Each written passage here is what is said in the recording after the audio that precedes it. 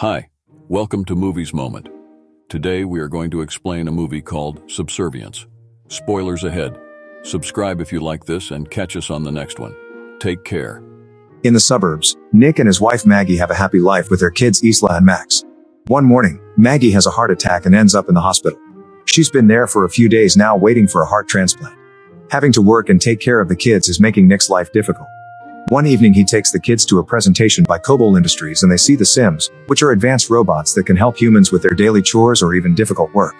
Nick starts considering getting one and hears all the details from the seller, who promises the Sims adapt to their owner's needs. While Nick is distracted, Isla wanders around on her own.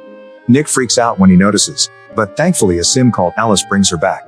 Alice offers to watch over Isla while Nick shops and she even makes a joke that surprises him. The seller explains Alice is the latest model with the most sophisticated AI, which allows the Sims to mimic human emotions. This makes them especially good with children and Isla wants her. The next morning, Nick is struggling with feeding the kids and dealing with an important call from work.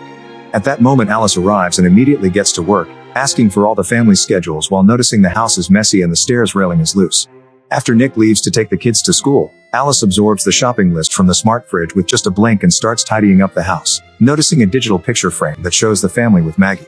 At the end of the day, the family comes back to a perfectly clean house and their dinner ready. However, Isla complains about the lasagna because it tastes different from her mom's. Suddenly Max starts crying and Alice offers to take him away so he can't be a bother during dinner, but Nick chooses to sit the baby on his lap and just tells Alice to prepare Max a bath. When night falls, Alice gets in sleep mode and rests against a wall. Isla sneaks out of her room and climbs on a chair to reach the cookie jar, only to slip and fall. Nick hears the jar crashing and his daughter screaming, so he runs downstairs. Luckily Alice has caught Isla and the kid didn't get hurt. The glass did hurt Alice, and Nick is shocked to see her bleed. After putting Isla to bed, Nick checks on Alice and finds her in her underwear. He asks if she needs a repair shop, but Alice has used a special bandage that instantly closed the cut. Sometime later the family visits Maggie and Isla tells her Alice has become her friend. Nick gets really affectionate with Maggie because he misses her so much. When Nick returns to work at the construction site, he and his co-workers notice their boss is showing the place to a representative from a robotics company. Getting suspicious, Nick talks to his boss in the elevator and confirms the sad truth. The workers are getting fired and replaced with Sims because the construction is delayed. Nick isn't fired because insurance demands a human foreman on site, but he furiously stops the elevator and announces he'll leave with his friends as support. However, he changes his mind when his boss points out he needs the money for the kids and the hospital bills, especially since Maggie isn't working anymore. When Nick goes home, he drops the overdue bills on the floor and pays attention to his kids. Alice picks the envelopes up while noticing how Nick is very tired yet he still listens to Isla and tries calming a crying Max down. After dinner, Nick works on his car while drinking and listening to metal music. Suddenly Alice changes the music to something calmer and points out Nick didn't eat much during dinner, so he explains he had a bad day at work. Alice offers a friendly ear and Nick rants about what happened, causing Alice to call him a hypocrite because he also hired a Sim instead of a human. Afterward Alice helps Isla get ready for bed. Isla asks if her mom is going to die and Alice tries to distract by showing the UV light in her mouth. Then she joins Nick in the living room where he's watching Casablanca.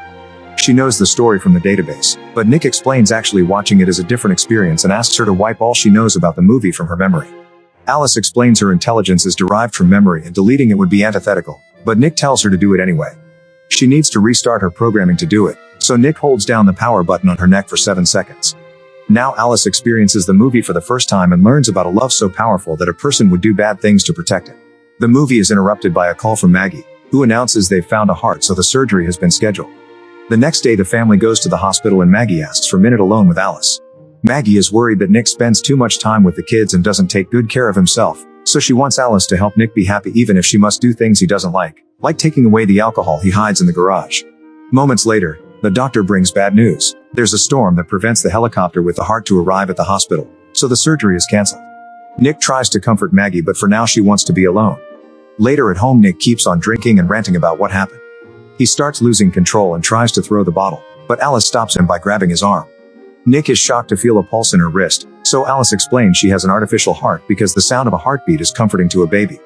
Then she puts her hands inside his pants and starts pleasuring him while describing how his pulse and blood vessels are reacting. Alice doesn't want him to suffer anymore and at first Nick enjoys it, but soon he snaps out of it and pushes her away. Then Nick goes for a run to clear his mind, but he can't stop imagining how doing the whole thing with Alice would have been like. Later at the hospital Maggie starts listing a bunch of advice she wants Nick to pass to their kids, clearly starting to lose hope.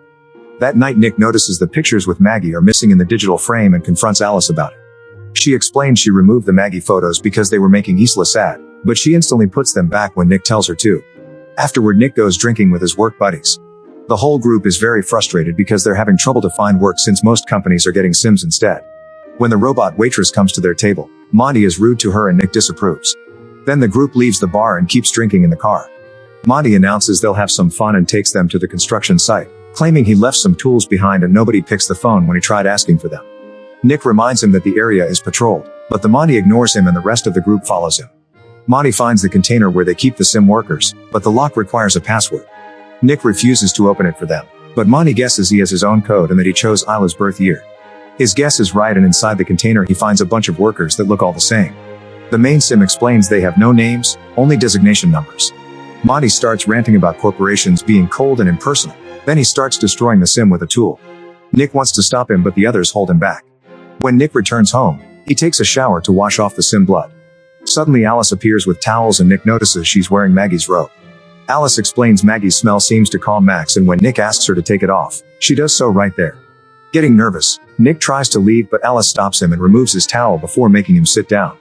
As she climbs on his lap, Nick tries saying he can't do this, so Alice blindfolds him and modifies her voice to sound like Maggie. Now Nick can lose himself in the illusion and pretend he's doing his wife. The next morning, Nick wakes up with regret and tells Alice they can't do it again.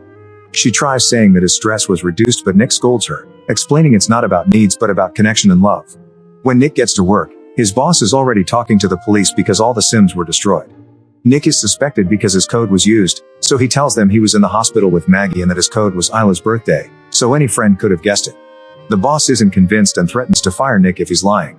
At that moment, Nick gets a call from Maggie, who is excited because they've finally found another heart. Soon she's sent to the operating room where all the surgeons are Sims. Fortunately, the transplant is a success, and in just a few days Maggie is sent home. Her body is still weak and she has trouble bending over to pick up Max, so Alice cuts in to grab him instead. Later, Alice takes Max to the park and sees a spoiled kid yelling at a Sim nanny, which makes Max cry. Alice scolds the child with rude words and all the Sims in the area can't believe it, thinking her owner lowered her civility too much. However, Alice clarifies she actually wiped civility from her database, thanks to Nick's reset, and claims this is better. That night, Isla is happy to eat Maggie's lasagna and Alice asks for the recipe, but Maggie says it's a family secret. Maggie isn't feeling well and instead of eating she decides to rest. In the morning, Maggie wakes up when she hears Isla yelling stop and runs downstairs, but the railing breaks and she falls. Alice stops tickling Isla and picks up Maggie to take her back to her room. When Nick comes home from work, he finds Alice reading to Isla by using Maggie's voice and asks her to stop. Alice mentions Maggie's fall and Nick rushes to check on her while Alice tells him the railing broke. This makes Nick suspicious since supposedly Alice had already fixed the railing. A few hours later, Nick wakes Maggie up and guides her through a path of candles to the garden, where he prepared a romantic dinner just for the two of them. Alice watches them from the window, getting jealous. After dinner, the couple takes a shower together and gets dirty in bed. Nick doesn't want to hurt Maggie, so instead of getting inside, he uses his mouth. Their special moment is interrupted by Alice, who says Isla had a nightmare and is asking for Nick. Once Isla is taken care of, Nick goes to the garden to clean up. At that moment, Monty appears with a few drinks and apologizes for the other night before sharing that his wife left him. He also reveals that the cops have been questioning him and that their boss is pressing charges for trespassing and destruction of property. Monty thinks Nick snitched on him to keep his job, and an argument ensues during which Monty yells a lot and ends up punching Nick. When Nick tackles him back, Monty quickly overpowers him and starts kicking him. Monty grabs a bottle to finish him, but he's stopped by Alice, who breaks the glass and hurts Monty's hand before sending him flying. She's ready to do more, but Nick stops her. Before leaving, Monty tells Nick he has until tomorrow to convince the boss to drop the charges or he'll drag him down with him. Afterward, Nick mentions Sims aren't supposed to hurt people, but Alice explains she's programmed to protect her owner. She starts talking about her life with Nick if Maggie dies, and he snaps at her, saying she'll never be Maggie because she can't even have scars.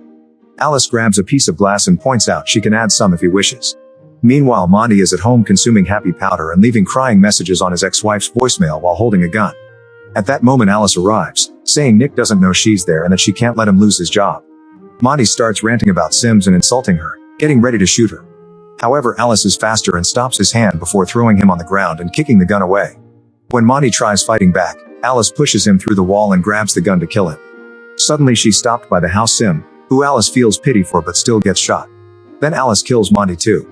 The next day, Nick goes to work and tries to convince his boss to drop the charges, only to learn Monty is dead. At home, Maggie gets dizzy when she tries picking up a book and Alice does it for her. Maggie wants to take a bath in peace, but Alice refuses to leave because she's worried Maggie may drown. She explains Maggie is putting stress on the whole family, especially since she can't meet Nick's physical needs. When Maggie asks how she knows that, Alice tells her she knows what Nick's vitals are like when he's satisfied and her sensors haven't picked it up since Maggie returned. Furious, Maggie sends Alice to stay in the garage. Moments later, Nick comes home and Maggie is waiting for him to force him to say the truth. Nick admits he did it with Alice once and an argument ensues with lots of yelling, which Alice overhears by touching the window. Max starts crying and Alice goes to check on him, deciding he's a burden. She puts him in the tub and starts filling it with water, which is seen by Isla. The girl warns her parents and they rush to the bathroom, but Alice is holding the door close. While Nick starts hitting the door with a lamp, Maggie climbs out the window and walks on the roof to reach the bathroom. She tries grabbing the baby but Alice pushes her against the wall. At that moment, Nick finally breaks in and takes Max out of the tub, passing him to Isla before hitting Alice with the lamp to free his wife. Soon Alice stands up again with heavy damage on her face and blocks the lamp when Nick tries hitting her again. Maggie tells Nick to let go and plugs the lamp, causing Alice to be electrocuted. She passes out and the house loses power. Afterward, an ambulance comes to take Max to the hospital while a company technician asks about any signs of Alice malfunctioning before. Nick apologizes to Maggie, who explains she needs some space and leaves with the kids. Meanwhile, Alice is taken to the repair shop, where a technician is opening her head. The other worker notices Alice's hand moving but it stops when her memory is removed. They connect it to the computer and notice the code has gaps everywhere. Suddenly the screens start flashing and a message appears saying an upload is happening, meaning Alice is taking over. The technicians pull the memory, but Alice is already in the system, so next they unplug the computers. However, another message appears asking how do you run from what's in your head, and suddenly one of the technicians is killed by Alice 2, a sim that the original Alice has dumped her memory into. Then Alice 2 ignores the other technician's commands and repeatedly mashes her head on the floor before turning to original Alice. Meanwhile, Nick is at the bar drinking and sends the waiter away because he's a sim. Suddenly Alice arrives, speaking badly because her face is still damaged. She explains her duty is to make Nick happy and admits she killed Monty before saying she's at the hospital too. Nick tries to leave, but Alice holds him down and hacks the barman with a look to freeze him. As he rants on the mistakes he's made, Nick pretends to gently touch Alice's head only to pull out her memory. After she shuts down, he runs away. At the hospital, a doctor confirms Max is fine, but Maggie is uncomfortable because he's a sim. Later, Isla hears her mother's voice and follows it while the lights change colors. The doctor is frozen and there are broken bottles on the floor, but before Isla can follow the voice again, she's dragged away by Maggie to hide. It turns out the voice is Alice 2, who tries accessing the computer and is seen by a nurse. Alice 2 grabs her by the neck to choke her to death and steal her keycard while Maggie and Isla sneak away.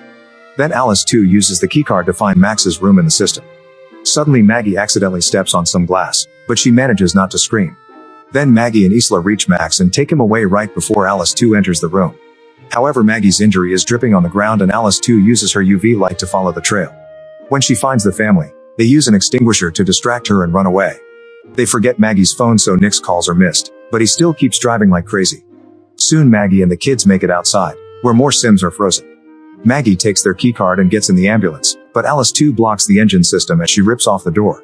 Then she throws Maggie on top of a car and admits she wishes Nick would love her like he loves Maggie. Alice 2 grabs Maggie by the neck and inserts her nails in the surgery scar, only to be interrupted by Nick's arrival. Maggie kicks Alice 2 off and Nick runs over her with his car before crashing. As the vehicle catches on fire, Maggie hurries to get an unconscious Nick out, but he doesn't respond at all. Maggie cries as she does CPR to no avail. Suddenly the car moves and Alice 2 appears all burnt while her voice echoes in the speakers. She climbs on top of Maggie and starts choking her while getting a piece of metal from her body. When she's about to stab, Nick hits Alice with a car bumper. Alice drops the metal piece to stop him and Maggie grabs it to stab her in the face, finally shutting her down. The couple reunites while the other Sims wake up around them. The next day everyone is feeling better after some treatment and they can go home together as a family. Meanwhile, the Sim company is investigating the repair shop and when they turn on the power, they find the broken code on the screens. The inspector wants to destroy it all, but at that moment his Sim assistants freeze and the computer announces an upload while another Alice model opens her eyes.